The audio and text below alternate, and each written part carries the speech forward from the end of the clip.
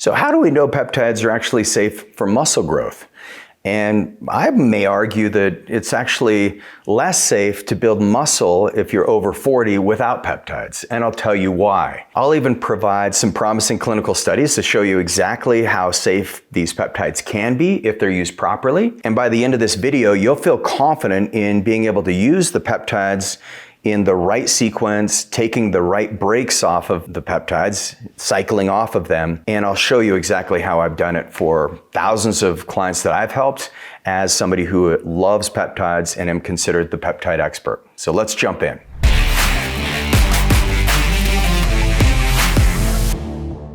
So the safety of peptides is something that's been discussed in many different medical forums. I just returned from an event called Da Vinci 50, and I love this event because I get to meet with the world's leading researchers and scientists where we discuss all of the great therapies that are available, like stem cell therapy. We talk peptides. We talk about some of the longevity drugs that are out on the market, like rapamycin. We also talk about the SGLT2s, which is really exciting.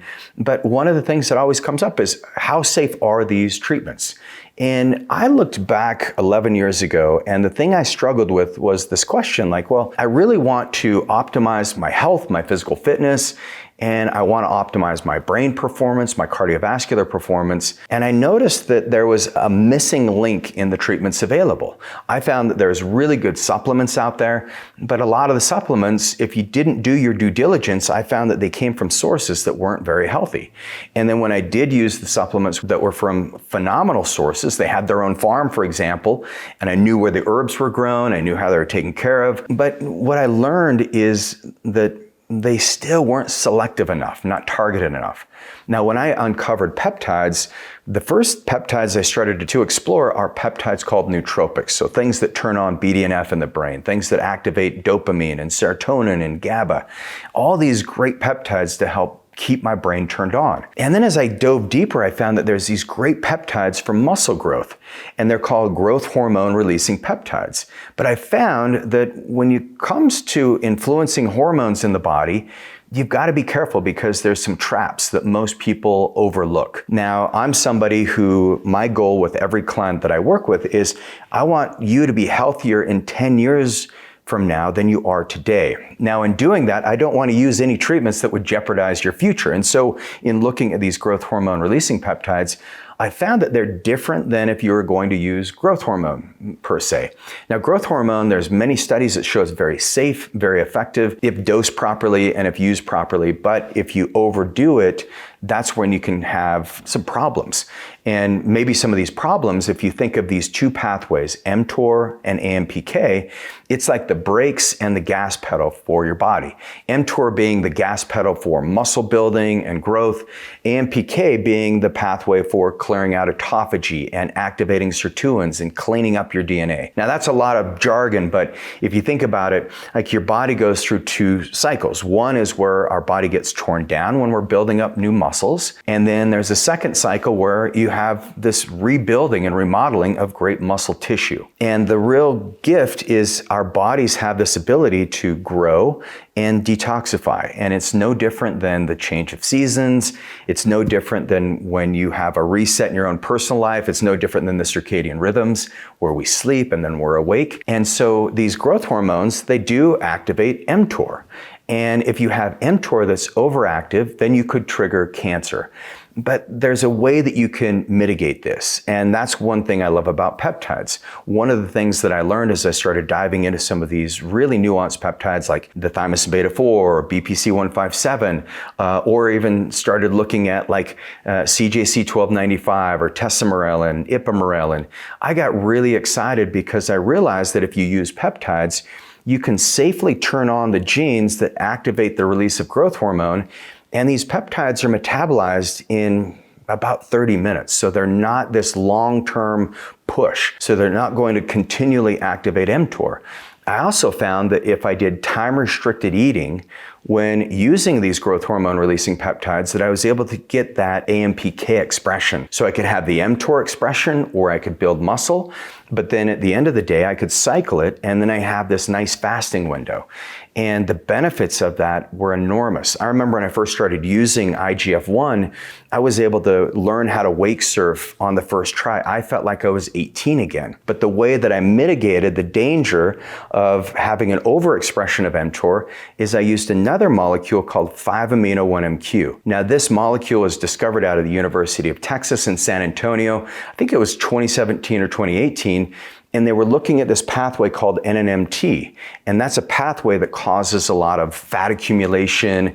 And it also causes people to have what's called lipogenesis, where you start forming and putting on new fat. And so I found that this 5-amino-1-MQ, the bypass that it did is it stopped the lipogenesis and it triggered lipolysis, so you're going to be burning fat, but it activated AMPK. And I was like, that's what I need. I want to make sure I have a balance of AMPK and mTOR, so I take them at different times of the day. And with any of these growth hormone releasing peptides, you want to make sure that there's a fasted window. Otherwise, if there's the presence of insulin, you're not going to get the same benefits of them. So if you've eaten something sweet and sugary, insulin gets flushed into your blood from your pancreas, and then the growth hormone is competing against insulin. There's another competitive hormone in your body called prolactin. And so if prolactin's overexpressed, prolactin is the brakes for growth hormone. It's another piece of your pituitary. It's another braking system. And what you'll find is if you use ipamorelin turns off that prolactin response. That's why you get a little greater response if you're using like ipamorelin with tesamorelin, for example. You're going to get a much better and much safer result from these growth hormone releasing peptides.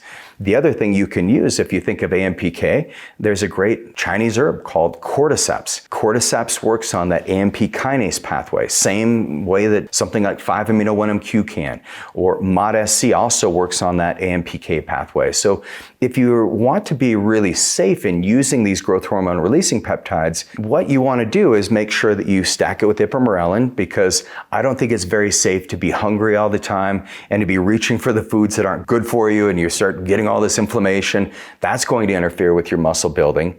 I do think that it's really helpful to have an appetite, but you also want the appetite turned off. The secondary thing to make it safer is you want to think about a fasting window. Now, if you're a man, you can fast longer and safer than you can if you're a woman. Now, women, your fasting window is going to be dependent on how healthy your adrenals are.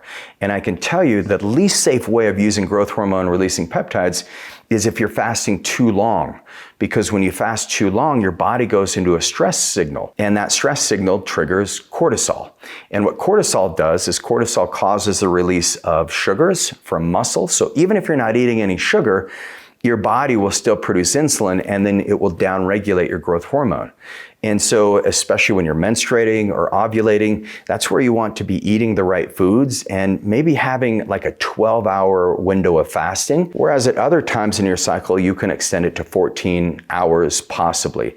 Whereas men, you're going to do better if you do like 14 to even 16 hours of a fast, or you can do like the Wolverine diet where it's like 4 hours out of the day is when you eat. It's better for us men, more advantageous to fast than it is for women, generally speaking. Now, talk to your healthcare provider about this, but the way that you can be incredibly safe when you use these growth hormone peptides is not only taking them at the right time, stacking it with the right agents, think of mTOR, AMPK, and then the second thing that's probably the most important is where are you sourcing the peptides?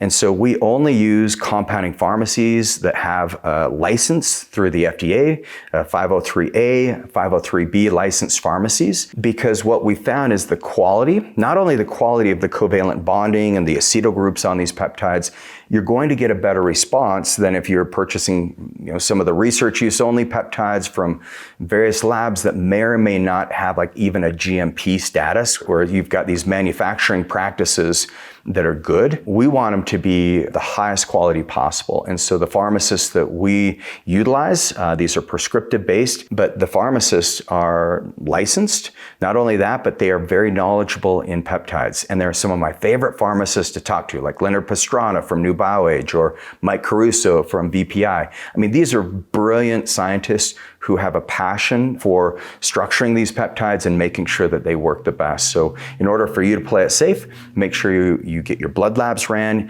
you work with a qualified physician who is trained in peptides. And if you want to know, okay, who can I work with? agelessfuture.com. You can reach out to our team. We work with people in all 50 states and even internationally.